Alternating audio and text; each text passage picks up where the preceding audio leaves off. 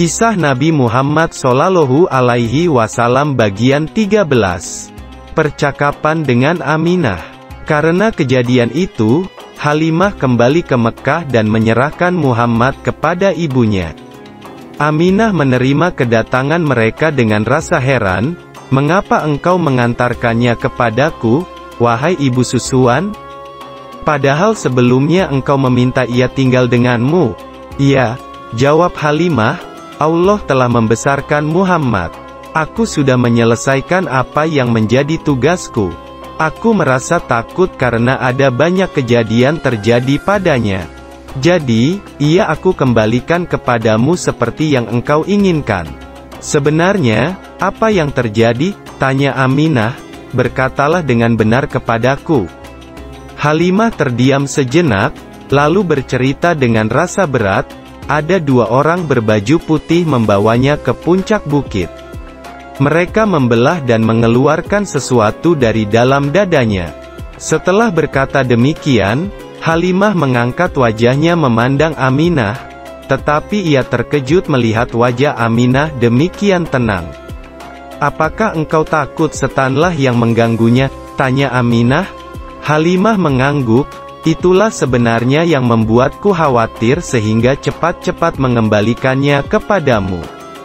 Aminah menarik napas. "Demi Allah," katanya, "setan tidak akan mendapatkan jalan untuk masuk ke dalam jiwa Muhammad. Sesungguhnya, anakku akan menjadi orang besar di kemudian hari. Ketika aku mengandungnya, aku melihat sinar keluar dari perutku.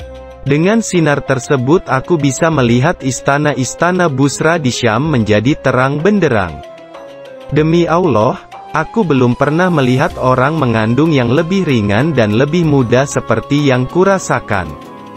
Ketika aku melahirkannya, ia meletakkan tangannya di tanah dan kepalanya menghadap ke langit." Halimah mendengar semua itu dengan takjub.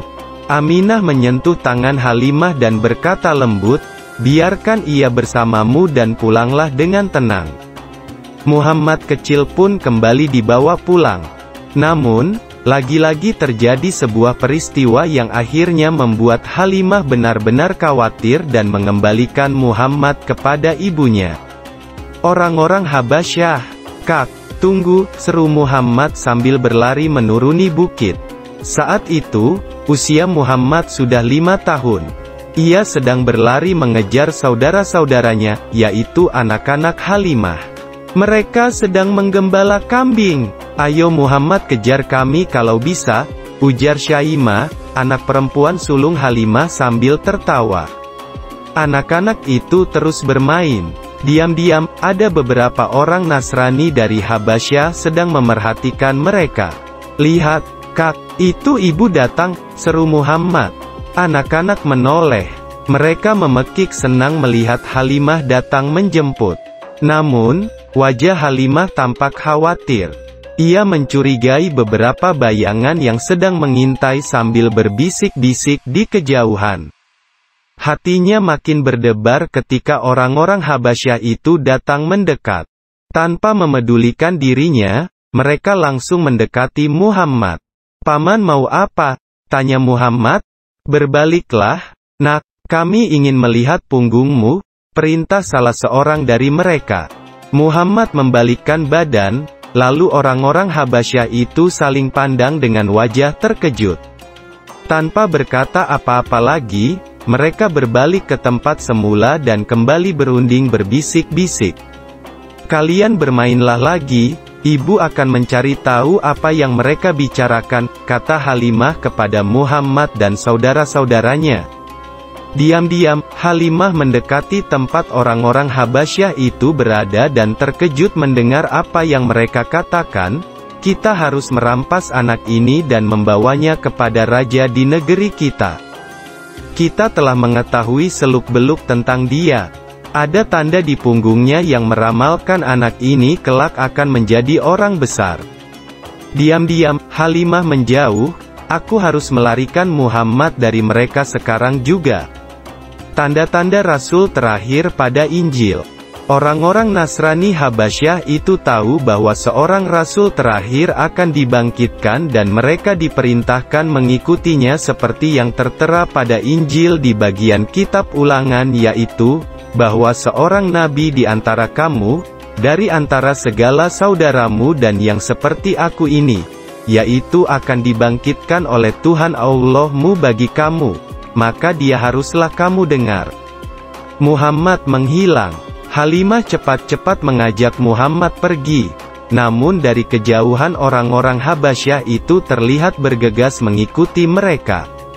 Untunglah Halimah mengenal daerah itu dengan baik, sehingga mereka bisa melepaskan diri dari kejaran orang-orang Habasyah walaupun dengan susah payah. Tidak berapa lama kemudian, Halimah berkemas menyiapkan Muhammad untuk segera kembali ke Mekah.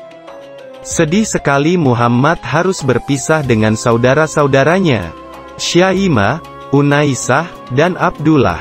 "Muhammad, jangan lupakan kami ya," pinta Syaimah dengan mata berkaca-kaca. Muhammad mengangguk sambil memeluk mereka satu persatu. Kemudian, berangkatlah Muhammad meninggalkan dusun Bani Sa'ad dengan semua kenangan indah yang tidak akan pernah hilang dari benaknya seumur hidup. Halimah mengelus kepala Muhammad penuh sayang, "Bergembiralah, Muhammad. Engkau akan berjumpa dengan ibu dan kakekmu." Mekah pada malam hari sangat ramai ketika mereka tiba. Saat melalui kerumunan orang itulah, Muhammad terpisah dan hilang. Halimah kebingungan. Ia takut orang-orang Habasyah itu diam-diam masih mengikuti mereka dan mengambil kesempatan ini untuk menculik Muhammad. Sambil menangis, Halimah mendatangi Abdul Muthalib. "Sungguh, pada malam ini, aku datang dengan Muhammad, namun ketika aku melewati Mekah atas, ia menghilang dariku. Demi Allah, aku tidak tahu di mana kini ia berada." Setelah memerintahkan orang untuk mencari, Abdul Muthalib berdiri di samping Ka'bah, lalu berdoa kepada Allah agar dia mengembalikan Muhammad kepadanya. Demikian kisah Rasulullah Shallallahu Alaihi Wasallam bagian 13. Tonton terus video lanjutannya hingga selesai supaya kita mengenal baginda Nabi Muhammad lebih dekat lagi.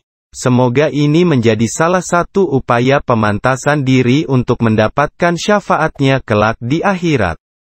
Tentunya tidak hanya mengenal kepribadian Rasulullah tapi juga melaksanakan perintah Allah dan Rasul-Nya serta menjauhkan diri dari perbuatan dosa.